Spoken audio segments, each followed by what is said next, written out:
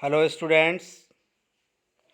पिछली क्लास में हमने टाइप्स ऑफ स्टील पढ़ा था टेरिडोफाइट्स में, और बहुत सारे टाइप के स्टील हम पढ़ चुके थे। लेकिन ये सारे स्टील कैसे इवॉल्व हुए हैं, इनकी उत्पत्ति कैसे होती है, कौन से स्टील से कौन सा स्टील डेवलप हुआ है, वो हम आज बात करेंगे। Evolution of stealer system. आपको पता है कि सबसे पहला जो स्टील था वो था प्रोटो स्टील। प्रोटो स्टील जिसमें सेंटर में क्या होता था, जाइलम, और उसके बाहर था फ्लोएम। यानी ये बेस स्टील है जो सबसे पहले बना था, और ये स्टील कहलाता था हमारा हैप्लो स्टील। इससे सारे स्टील इवॉल्व होंगे। तो आप देख सकते हैं इसके सेंटर में है मेटाजाइलम, फिर प्रोटोजाइलम, और फिर बस आप माने जाइलम सेंटर में है और फ्लोएम बाहर है। ये था प्रोटो स्टील। इससे 3 ब्रांचेस निकलती हैं। पहले तो ये क्या हुआ, पूरा स्टार जैसा बन गया जाइलम, तो इसको हमने कहा एक्टिनो स्टील। दूसरा क्या हुआ, इवॉल्व हुआ एम्फीफ्लोइक साइफोनो स्टील। यहाँ आप देख रहे हैं दोनों तरफ फ्लोएम है, और यहाँ बन रहा है साइफनो स्टील, यानी नली के रूप में, यानी सेंटर में पिथ का ओरिजिन हुआ है। या फिर ये एक्टोफ्लोइक साइफोनो स्टील है, यानी बाहर फ्लोएम है, केवल बाहर फ्लोएम है और सेंटर में पिथ है। और एम्फीफ्लोइक में क्या है, बाहर भी फ्लोएम है और अंदर भी फ्लोएम है, आप देख रहे हैं, यानी दोनों तरफ फ्लोएम है। तो इनको बोलेंगे हम एम्फीफ्लोइक साइफोनो स्टील। अब मैंने आपको पिछली क्लास में बताया था कि इनमें पिथ कैसे बना, पिथ का डेवलपमेंट कैसे होता है। पिथ का डेवलपमेंट ऐसे होता है, 2 थ्योरी थी। या तो जाइलम यहाँ से टूटता गया और जाइलम के अंदर ही क्या हुआ, पैरेनकाइमेटस सेल्स डेवलप होने लग गई और सेंटर में बन गया पिथ। ठीक है, यानी कि ट्रैकिड्स के टूटने से पिथ बना हो। या फिर दूसरी थ्योरी हमने बताई थी कि ये कॉर्टेक्स की सेल यहाँ एंट्री कर गई लीफ गैप से, लीफ गैप से यहाँ कॉर्टेक्स की सेल एंट्री कर गई, तो यहाँ पर पिथ आ गया। पिथ आते ही ये प्रोटो स्टील बदल गया साइफनो स्टील में। जो 2 टाइप के साइफनो स्टील हो सकते हैं, एक्टोफ्लोइक साइफनो स्टील और एम्फीफ्लोइक साइफनो स्टील। अब आप आगे देखें इनसे क्या होगा। एक्टो स्टील से इवॉल्व हुआ प्लैक्टो स्टील, यानी कि अब ये एक्टिनो स्टील है जो टूट गया है, और बीच में से आप देखें ये टूट रहा है और प्लेट्स में डिवाइड हो गया है, तो इससे बन गया प्लैक्टो स्टील। हम अब इसी को देखते हैं, प्लैक्टो स्टील से फिर क्या हुआ, और आगे जो मिक्स्ड स्टील है वो इवॉल्व हो गया।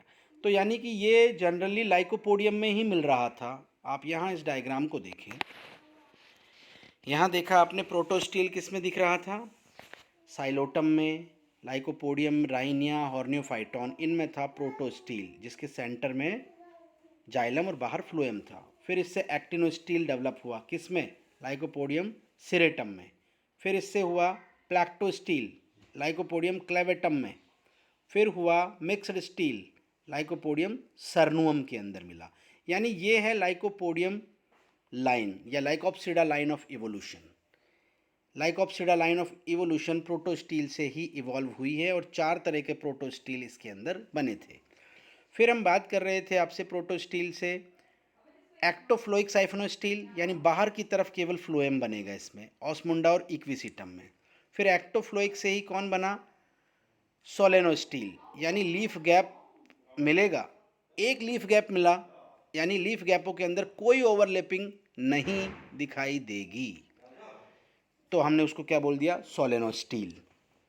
और जब सोलेनो स्टील है जो जगह जगह से स्प्लिट हो गया, तो उससे डाइकॉट का, यानी कि रिच लीफ जब डेवलप हो जाएगी तो वो बदल गई यू स्टील में, और यू स्टील डेवलप हो गई और ज़्यादा, यू स्टील ब्रेक हो गया, तो यू स्टील के ब्रेक होने से बन गया क्या, अटैक्टो स्टील, यानी कि क्या डेवलप हो गया, मोनोकॉट के अंदर अटैक्टो स्टील डेवलप हो गए। तो आप डायग्राम में देखिए कैसे डेवलप हुए हैं। देखिए ये मैंने अभी आपको बताया, इसमें क्या हुआ, एम्फीफ्लोइक साइफनो स्टील, ठीक है, एक लीफ गैप था, नो ओवरलैपिंग थी।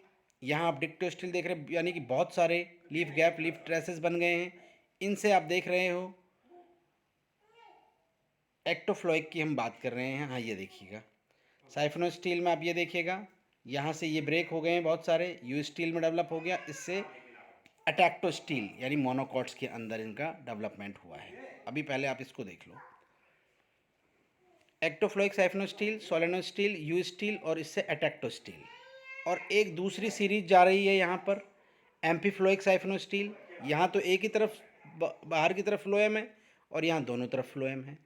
इससे डेवलप हुआ डिक्टियो स्टील और डिक्टियो स्टील से फिर अटैक्टो स्टील, यानी मोनोकॉट सबसे एडवांस टाइप का स्टील है, वो पहुंचा है ये दो लाइन के थ्रू। यानी एक तो ये एक्टोफ्लोइक साइफनो स्टील से जा सकता है, दूसरा एम्फीफ्लोइक साइफनो स्टील से जा सकता है। एम्फीफ्लोइक साइफनो स्टील मिल रहा है मार्सिलिया एडियंटम के अंदर, फिर इससे डिक्टियो स्टील बना टेरिस डायोप्टेरिस ओफियोग्लोसम में, और फिर इससे अटैक्टो स्टील इवॉल्व हुआ है। यहाँ एक्टोफ्लोइक, सोलेनो स्टील, यू स्टील और अटैक्टो स्टील, और यही चीज़ आप डायग्राम में देख रहे हैं। दो ब्रांच निकली, ये तो यहाँ ख़त्म हो गई लाइक ऑप्सिडा लाइन। तो यहाँ आप देखें एम्फीफ्लोइक साइफनो स्टील, इससे डिक्टियो स्टील बनेगा और डिक्टियो स्टील से अटैक्टो स्टील बन जाएगा डायरेक्ट, यानी कि इससे ये इवॉल्व हो जाएगा।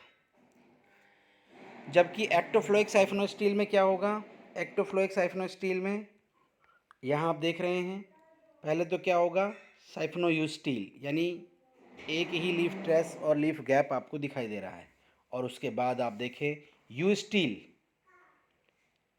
बहुत सारी यू स्टील डेवलप हुए हैं, यानी कि ये मेडुलरी रेज इनके बीच बीच में आने लगी हैं। और यू स्टील से फिर फाइनली इवॉल्व हो जाता है अटैक्टो स्टील, ये आप देख रहे हैं यहाँ से अटैक्टो स्टील, ये मोनोकॉट का। तो सबसे एडवांस कौन हो गया, अटैक्टो स्टील, जो मोनोकॉट में पाया जाता है।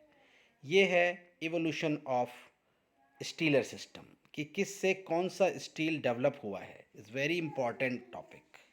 Thank you.